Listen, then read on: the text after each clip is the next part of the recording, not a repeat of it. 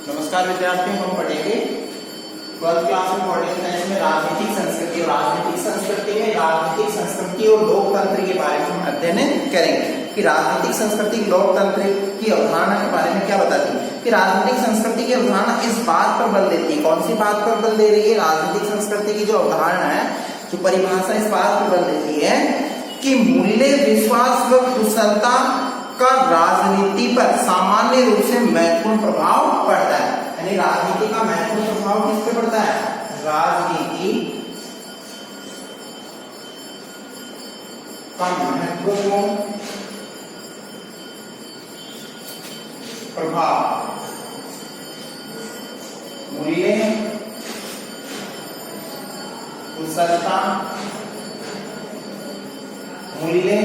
कुशलता, इन पे क्या पड़ता है? महत्वपूर्ण प्रभाव पड़ता है। और लोकतांत्रिक संस्थाओं पर तथा मतलब बताया गया है कि महत्वपूर्ण प्रभाव पड़ता है और विशेषतः लोकतांत्रिक संस्थाओं पर, मतलब किस पे पड़ता है? तथा लोकतांत्रिक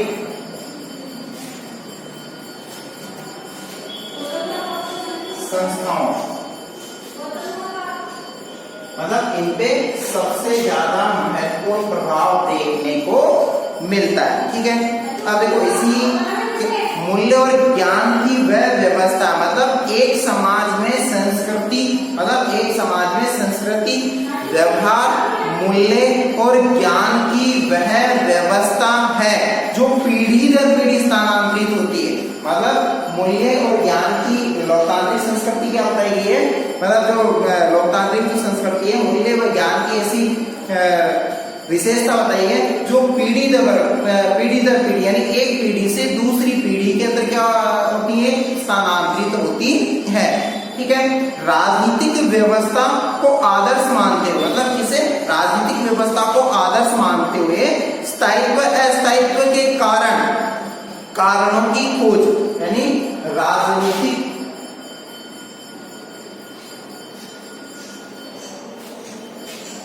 व्यवस्था को क्या माना है? आदर्श मानते हुए, मतलब राजनीतिक व्यवस्था को आदर्श मानते हुए, राजनीतिक व्यवस्था को एक अच्छे रूप में इसको स्वीकार करते हुए स्थायित्व अस्थायित्व के कारणों की खोज, स्थायित्व व अस्थायित्व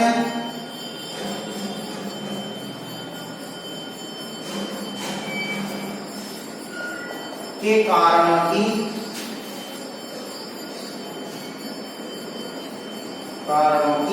खोज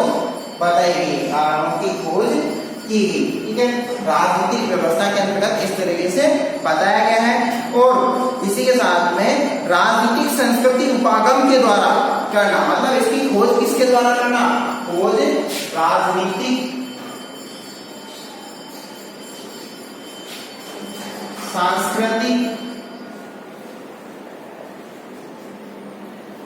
राजनीतिक सांस्कृतिक उपागम द्वारा करना, मतलब राजनीतिक व्यवस्था को आदर्श मानते हुए, राजनीतिक व्यवस्था को क्या मानते हुए? आदर्श मानते हुए स्थायित्व व अस्थायित्व, मतलब ये स्थायी है या अस्थायी, उसके कारण, मतलब उसके कारणों की क्या करनी है? खोज करनी है। और किसके माध्यम से? राजनीतिक सांस्कृतिक उपागम द्वारा करना, मतलब जो राजनीतिक सांस्कृतिक जो उपागम है वो राजनीतिक संस्कृति, मतलब राजनीतिक व्यवस्था के जो कारण है वो स्थायी है या अस्थायी, इसके बारे में खोज की जाती है। और ब्रिटेन व संयुक्त राज्य अमेरिका में उदार लोकतंत्र या संस्थाएं सुरक्षित रही है। मतलब इसी कारण क्या है कि ब्रिटेन के अंदर, ठीक है, देखो ब्रिटेन और वह संयुक्त राज्य अमेरिका, वह संयुक्त राज्य अमेरिका, ब्रिटेन व संयुक्त राज्य अमेरिका के अंतर्गत क्या देखने को मिला कि वहां पर जो उदार लोकतंत्र या संस्थाएं सुरक्षित रही, मतलब उदार लोकतंत्र, लोकतंत्र कैसा उदार, और उदार से तात्पर्य है इस पे व्यक्ति की आजादी पे बल दिया गया है, यानी व्यक्ति क्या है, मतलब इसके अंदर सुरक्षित, अपने आप को सुरक्षित महसूस करता है। उदार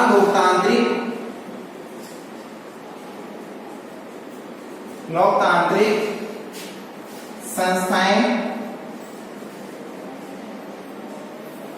सुरक्षित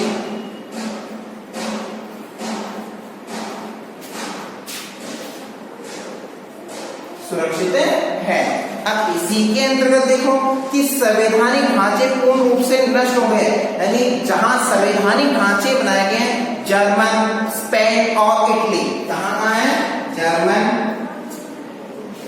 स्पेन, इटली, यहां संवैधानिक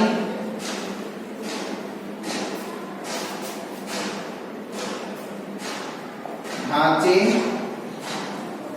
नष्ट हो गए हैं, मतलब जर्मन, स्पेन, इटली, यहाँ संवैधानिक ढांचे क्या हो गए, नष्ट हो गए, समाप्त से होने लगे। अब समाप्त से होने के पीछे क्या रीजन है, क्या तात्पर्य है कि इसके अंतर्गत ये चीज बताई गई है, क्या चीज बताई गई है कि किस तरीके से अपने आप को सुरक्षित महसूस करते हैं संवैधानिक ढांचे। इसके अंतर्गत ये बताया गया है कि संवैधानिक ढांचे पूर्ण रूप से नष्ट हो गए और लोकतांत्रिक मूल्य, यानी लोकतांत्रिक मूल्य की स्थापना में मददगार होंगे, मतलब संवैधानिक ढांचे होंगे, लेकिन ये किसके लिए, संवैधानिक ढांचे तो होंगे, संवैधानिक ढांचे लोकतांत्रिक व्यवस्था के लिए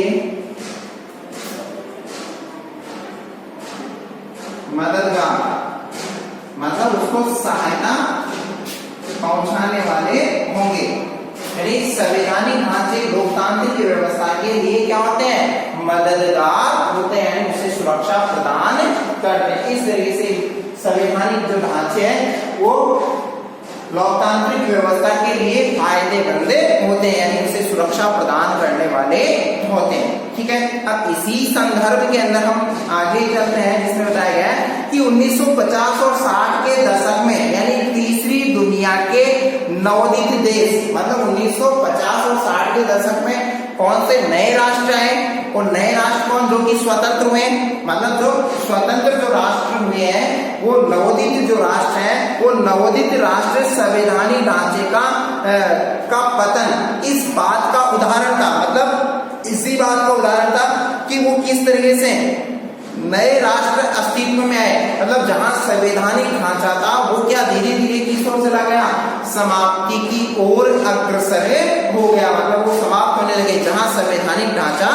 बनाया गया था। वो इसी वजह से वो नवोदित राष्ट्र अस्तित्व के अंदर आए। सामाजिक परिवेश को राजनीतिक संस्कृति द्वारा ही निर्मित किया जा सकता है, सामाजिक परिवेश को क्या किया जा सकता है, सामाजिक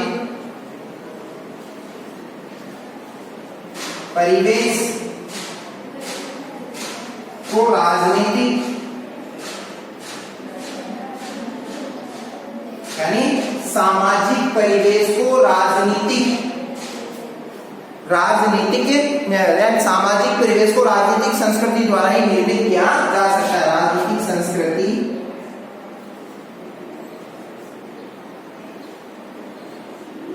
संस्कृति द्वारा ही निर्मित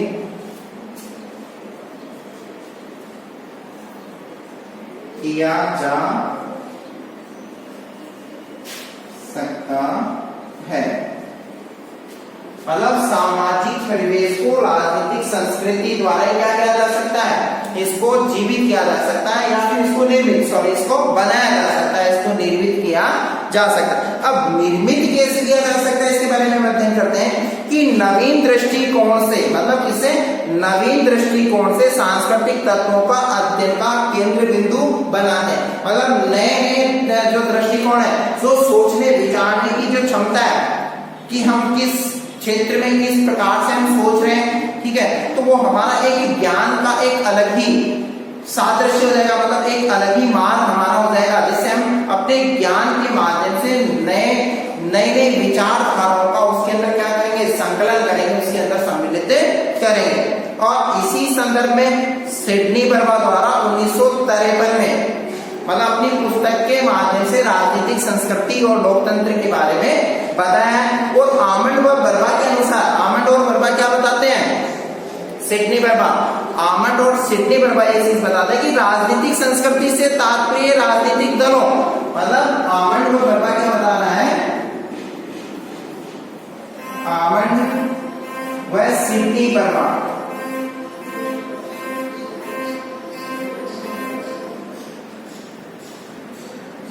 आमंड व सिडनी बर्मा क्या बता रहा है कि राजनीतिक संस्कृति, राजनीतिक संस्कृति, अब राजनीतिक संस्कृति के अंतर्गत इन्होंने क्या बताया गया कि राजनीतिक संस्कृति से तात्पर्य मतलब इसका अर्थ ये बताया गया है कि राजनीतिक संस्कृति राजनीतिक दलों, न्यायालयों और संविधान, राजनीतिक दलों, राजनीतिक संस्कृति, राजनीतिक दलों, न्यायालयों, राजनीतिक दलों, न्यायालयों और संविधान, क्या है, संविधान, जिसके अंतर्गत क्या बताया गया है, संविधान, और इसके अंतर्गत ये चीज बताई गई है जिसमें कि संविधान और राज्य के इतिहास जैसे विषयों के प्रति, मतलब संविधान व राज्य के इतिहास जैसे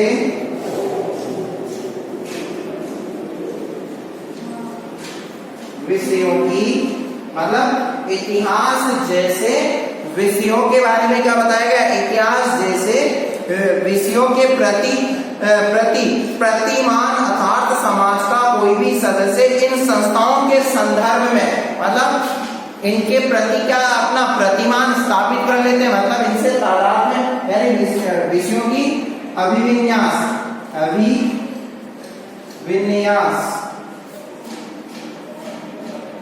या प्रतिमान,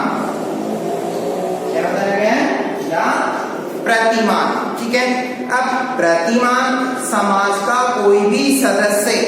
मतलब प्रतिमान के अंतर्गत बताया गया है कि समाज का कोई भी सदस्य, अब समाज का कोई भी सदस्य क्या करता है, इसके अंतर्गत क्या बताया गया है कि समाज का कोई भी सदस्य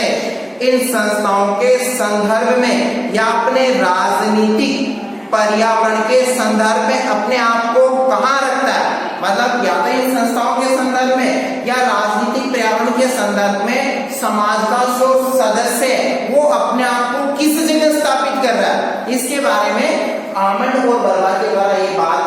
बताई गई है। समाज का सदस्य अपने आप को किसी भी रूप में क्या कर सकता है, स्थापित कर सकता है, ठीक है। अब इसी के संदर्भ में कि वो क्या कहता है कि सरकार के सामने अपने आप को विवश महसूस करता है, और सरकार के सामने वह व्यक्ति अपने आप को क्या महसूस कर रहा है, विवश, यानी सरकार को अपने पे आश्रित, मतलब सरकार किसके पीछे चल रही है, व्यक्ति के पीछे, जनता के पीछे चल रही है। तो सरकार बनने के पश्चात व्यक्ति किस पे आश्रित हो जाता है, सरकार पे आश्रित हो जाता है। तो एक व्यक्ति अपने देश को सरकार से क्या अपेक्षाएं रखता है, मतलब अब एक व्यक्ति, जब सरकार जनता के द्वारा निर्मित कर दी गई है तो उस व्यक्ति की सरकार से बहुत सी अपेक्षाएं होती है, वो उससे अपेक्षाएं रखता है कि मैंने जो सरकार का निर्माण किया वो सरकार मेरे लिए किस कदर कार्य करेगी, मेरे को कितना संरक्षण देगी, हमारे लिए जनहितकारी कितनी साबित होगी वह सरकार। तो इस वजह से वो सरकार से अपेक्षाएं रखता है, सरकार के सामने अपने आप को विवश महसूस करता है, मतलब अपने आप को सरकार के सामने समर्पित कर देता है और अपनी आवाज वहां तक पहुंचाने और न्याय प्राप्त करने की आशा रखता है और अपनी बात सरकार तक पहुंचाता है और सरकार से इस कदर अपेक्षाएं रखता है जिससे उसे क्या प्राप्त हो, न्याय की प्राप्ति हो, क्योंकि वो सरकार से अपेक्षाएं रख रहा है। क्या वह ये समझता है कि वह शासन के निर्णयों को प्रभावित कर सकता है? अब उसके जहन में एक और प्रश्न उठता है कि क्या यह भी उसके दिमाग में आ रहा है कि शासन के निर्णयों को क्या वो प्रभावित कर सकता है? ऐसा उसके अंदर आता है और शासन के निर्णयों को प्रभावित कर सकता है। और व्यक्ति का झुकाव राजनीतिक कार्यवाही के प्रति किस तरह का है? अब राजनीतिक जो कार्यवाही है उसके प्रति व्यक्ति का झुकाव कैसा है, कितना झुकाव है, ठीक है। अब राजनीतिक संस्कृति के द्वारा कैसे प्रभावित होता है, लेकिन ये बात है कि राजनीतिक संस्कृति के द्वारा वो कैसे प्रभावित होता है। तो इस कदर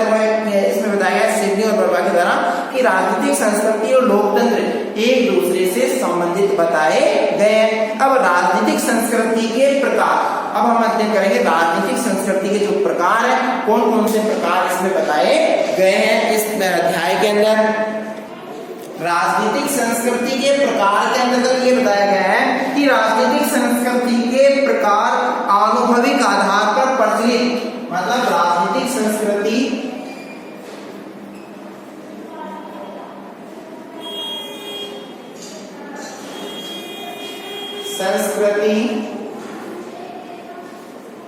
के प्रकार आनुभविक,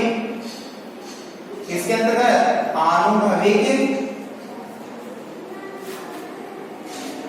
आनुभविक आधार पर प्रचलित संस्कृतियों पर, मतलब इसमें आनुभविक आधार पर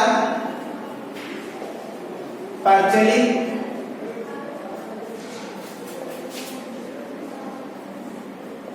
संस्कृतियों पर है, मतलब इसमें राजनीतिक संस्कृति के जो प्रकार है वो आनुभविक, जो अनुभव पे आधारित कौन सी है, जो संस्कृतियां प्रचलित है उनपे ये विचार यानी ये प्रकार उस पे आधारित हैं। अब देखो राजनीतिक वैज्ञानिकों ने अपनी अलग अलग व्याख्याएं प्रस्तुत की। राजनीतिक वैज्ञानिकों ने क्या किया, अपनी अलग अलग प्रकारों के बारे में व्याख्याएं प्रस्तुत किए। ये सभी राजनीतिक संस्कृति के विभिन्न आयामों को समझने में हमारी क्या करेंगे, मदद करेंगे, हमें ये सहायता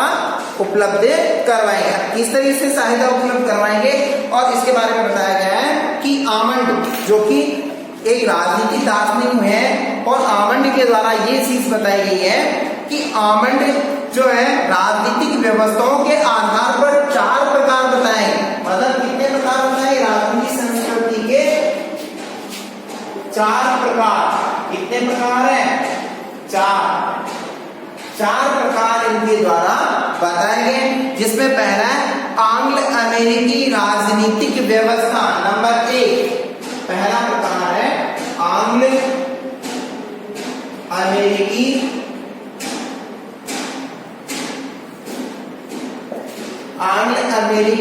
राजनीतिक व्यवस्था।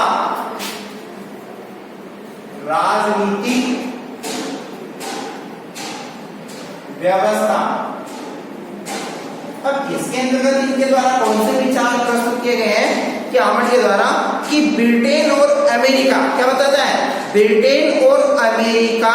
जैसे देशों के अंदर, ब्रिटेन और अमेरिका जैसे देशों में सामंजस्यकारी उदारवादी मूल्यों वाली लोकतांत्रिक राजनीतिक संस्कृति, मतलब कैसी वहां पे राजनीतिक संस्कृति है, सामंजस्यकारी वाली। मतलब ब्रिटेन और अमेरिका जैसे देशों के अंदर जहां राजनीतिक संस्कृति है वह राजनीतिक संस्कृति कैसी है, सामंजस्य वाली, लोकतांत्रिक व्यवस्था पे आधारित। ऐसी व्यवस्था कहां स्थापित की गई है, ब्रिटेन और अमेरिका के अंतर्गत। दूसरा हमारा बिंदु है महाद्वीपीय यूरोपीय राजनीतिक व्यवस्था। दूसरा है महाद्वीपीय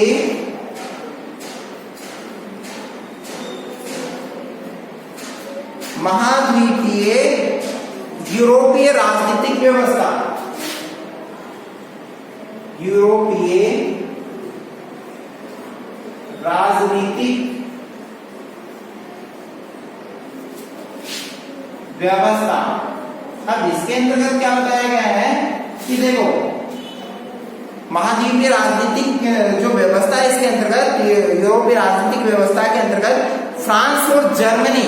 कौन से राष्ट्र, फ्रांस और जर्मनी जैसे देशों में उदारवादी लोकतांत्रिक व्यवस्था के बावजूद, मतलब वहां कैसी व्यवस्था, फ्रांस और जर्मनी के अंदर की उदारवादी लोकतांत्रिक व्यवस्था कैसी है, उदारवादी लोकतांत्रिक व्यवस्था वहां पे स्थापित है, ठीक है। इसके बावजूद भी एक राजनीतिक संस्कृति के बजाय कई उप संस्कृतियां, मतलब राजनीतिक संस्कृति तो है लेकिन उसके अलावा भी कई उप संस्कृतियां वहां पे विद्यमान हैं, ठीक है। अब इसके अलावा उप संस्कृतियों के परिणाम स्वरूप, अब इसके परिणाम स्वरूप क्या बताया गया है कि हिंसात्मक संघर्ष से उत्पन्न राजनीतिक संस्कृतियां भी दृष्टिगोचर होती है। मतलब कुछ ऐसी संस्कृतियां, एक राजनीतिक संस्कृति और दूसरी उप संस्कृति। अब जब राजनीतिक संस्कृति है वहां पे फिर भी उप संस्कृतियां नजर आती है, लेकिन कुछ ऐसी संस्कृतियां भी हैं जो कि किस तरीके से उत्पन्न हुई है, वहां हिंसात्मक दृष्टि से, मतलब हिंसा के माध्यम से राजनीतिक संस्कृतियां अस्तित्व के अंदर आई है, ठीक है, यूरोपीय महाद्वीपीय व्यवस्था में। अब गैर पश्चिमी अथवा पूर्व औद्योगिक राजनीतिक व्यवस्था, पूर्व औद्योगिक, तीसरा है पूर्व औद्योगिक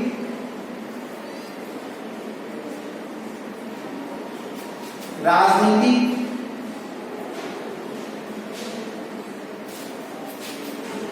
व्यवस्था। अब इसमें क्या बताया गया पूर्व औद्योगिक राजनीतिक व्यवस्था के अंतर्गत कि एशिया तथा अफ्रीका, कौन से महाद्वीप, एशिया व अफ्रीका महाद्वीपों के अनेक पूर्व उपनिवेश जहां औद्योगिक आर्थिक विकास और लोकतंत्र अभी भी नवजात या अल्प विकसित अवस्था में, मतलब एशिया और अफ्रीका एक ऐसे राष्ट्र हैं जहां ये अल्प विकसित, वहां लोकतंत्रात्मक व्यवस्था स्थापित, अल्प विकसित राजनीतिक संस्कृति वहां पे स्थापित है, जो कि अभी पूर्ण रूप से क्या नहीं हो पाई है, विकसित नहीं हो पाई है, क्योंकि हाल ही के अंदर ये महाद्वीप क्या हुए हैं, स्वतंत्र हुए, क्योंकि ये किसी अन्य राष्ट्र के उपनिवेश बने और उन उपनिवेशों से इनको आजादी प्राप्त हुई और आजादी मिलने के पश्चात इन्होंने वहां अपनी राजनीतिक संस्कृति विकसित की और राजनीतिक संस्कृति अभी भी नवजात, यानी लोकतंत्र अभी भी वहां कैसा था, नवजात। मतलब इन राष्ट्रों में एशिया और अफ्रीका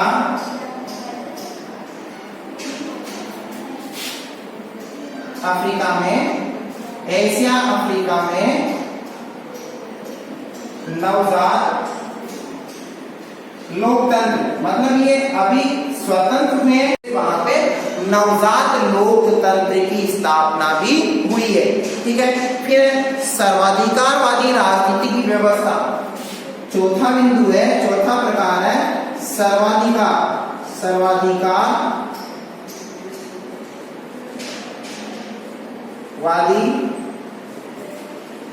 राजनीतिक